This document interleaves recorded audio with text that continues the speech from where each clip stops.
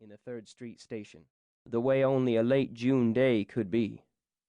We flew through the gate, nearly missing the train because Dad had dawdled at the convention. He couldn't decide which of 3 model trains to buy, but he finally ended up with a replica of a 1928 Southern Arrow. The 3 of us had just jumped through the train door into the end car when the train gave a great screech. The last call for the 6:10 to New Orleans sounded over the address system. Whistling like a kid, Dad dived into one of the 2 open benches and slapped the seat next to him. "Derek, here, left side. Ronny, on the aisle." I slid between Dad and the window, with my good ear to him. He was pumped, but I was exhausted from a full day of squeezing through aisle after aisle in a giant hall full of train geeks. For one thing, I hated the non-stop noise.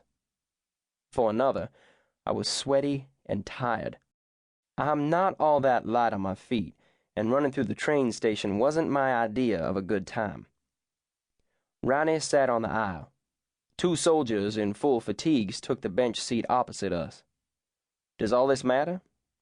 You decide.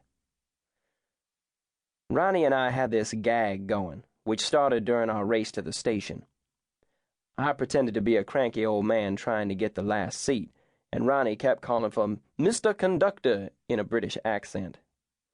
We fooled around with this again until the train squealed a second time, ready to set off, and the door started to close. All of a sudden, a mother and a daughter stumbled through the doors and stood panting in the aisle, breathless from running and clutching handfuls of shopping bags. The girl was about my age. Along with everything else, she was holding a pastry box tied with white and red string. I remember it because of what happened later. The doors hissed shut. The train groaned a 3rd time and began to roll. When it did, the 2 soldiers turned to see the girl and her mother. One of them, a short, wiry guy with a thin face, sprang from his seat, nudging his buddy to get up too. "Take our seats," he said, bowing and waving his hand at the open seats. "Please," said the other one. He was tall and had shoulders as wide as a baseball bat. As giant as he was, he had a full, round, laughing face.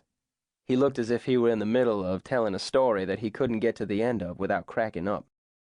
"Please sit." "Thank you," said the mother.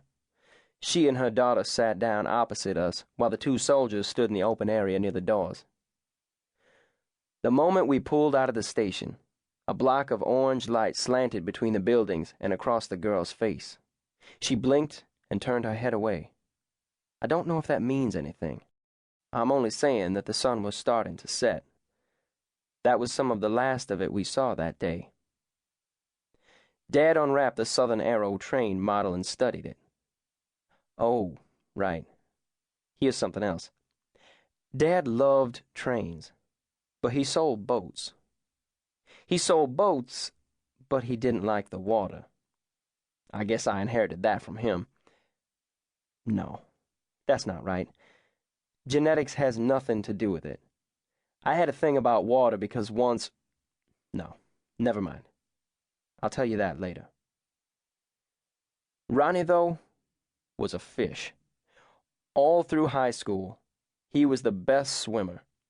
The swim team won the state championship twice while he was captain. He must have gotten his love of water from Mom. Mom loved to swim. She swam right out of our lives 10 years ago, but I already said that. The girl's name was Abby, the girl across from us. I remember because her mother said, "Abby, can you reach up and put my bags on the upper thing?" I remember thinking she probably wanted to say luggage rack, but couldn't think of the words. So the girl's name was Abby. Remember that. Dad rose from his seat to help her put the bags up. Me? I wasn't doing anything special. I had a book in my lap, but wasn't reading it. After we settled in, Dad turned back to his miniature train and started talking about all the old stock that once crisscrossed the South.